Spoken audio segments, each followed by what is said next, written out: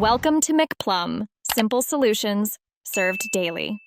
You must start by backing up your profile and connecting power. Once done, prepare a recovery USB or SD with Chrome OS image. You will exit developer mode from the OS verification prompt or via recovery. This process resets local storage. You need the device model to download the correct image, and you should confirm battery is above 50% before proceeding. Once you have the recovery media, shut down and note the key combo for recovery on your Chromebook, so you can trigger the next step. You trigger recovery by holding ESC plus refresh and pressing power.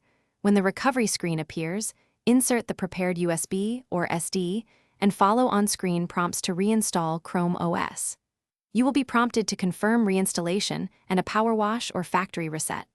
Accept it, because developer mode modifications persist only on local storage. The reinstall writes a clean OS partition and re-enables OS verification. Make sure the process completes without interruption.